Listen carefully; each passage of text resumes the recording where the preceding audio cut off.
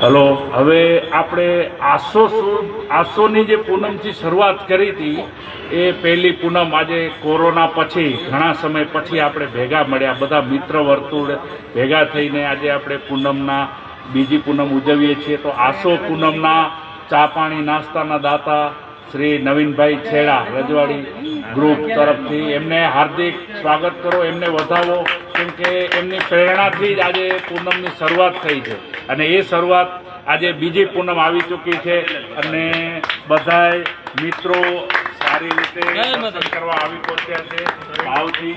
તો આજની પૂનમ જે કાર્તકી પૂનમ દેવ દિવાળી કહેવાય, મોટામાં મોટો દિવસ, અને આજની પૂનમના ચા પાણીના દાતા છે નાથાભાઈ ચંડેસર રજવાડી હેવી સાડી, એમને પણ વધાવો તાળીઓથી કે એમનો ભાવ એમણે વ્યક્ત કર્યો.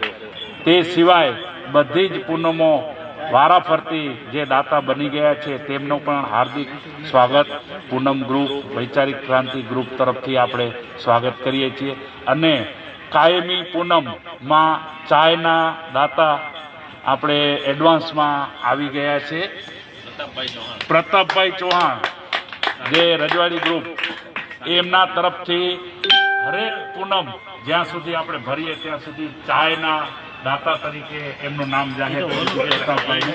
તો જય માતાજી.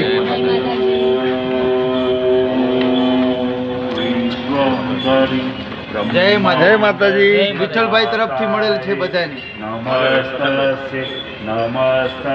જય મા વિશ્વંભરી. વિઠ્ઠલભાઈ તરફથી જે પ્રસાદી મળી છે બધાને બદલ ખૂબ ખૂબ આભાર વિઠ્ઠલભાઈનો. જય હો સેવા ભાવી, જય હો. પાચુબાન અમિત એકદમ શાંત છે અને અમારા વડીલ શ્રી નવીનભાઈ જય વિશ્વંભરીમાં. નમસ્તે નમો નમઃ. ઓમ નમો ગુરુવે નમઃ. બોલો ચંડે ચામુંડા માતની જય.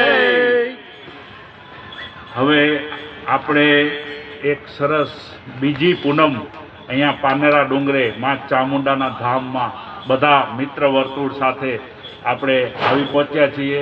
તો આ સત્સંગ રૂપી વિચારધારા કરવા પહેલાં હું આપણા જે ચા નાસ્તાના દાતા જાણે છે કે આપણે કઈ કુટેવો આપણી અંદર પડી છે, એ કુટેવો આપણે છોડવાની છે. અને એક બીજી વાત કહી દઉં કે જો 5 વસ્તુ જો તમે આજીવન છોડી દો તો શક્તિ તમને સાથ આપે ને આપે. એ મારો અનુભવ છે.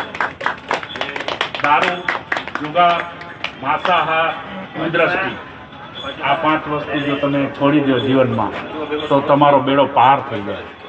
એટલે હું તો એક જ વસ્તુ કહું કે ગુરુબિન જ્ઞાન ન ઉપજે, કુળવીન માળું ન હોય, જેસલ જખરો નીપજે જેનીમાં હોથલ પદમણી હોય. એટલે મા વગર તો બધું નકામું છે. રાજા રામે પણ માનો સહારો લઈને જન્મ લીધો હતો. તો આપણે બી એ માના સંતાન છીએ. એ આપણી મા, આપણી જનેતાને યાદ કરવાની છે.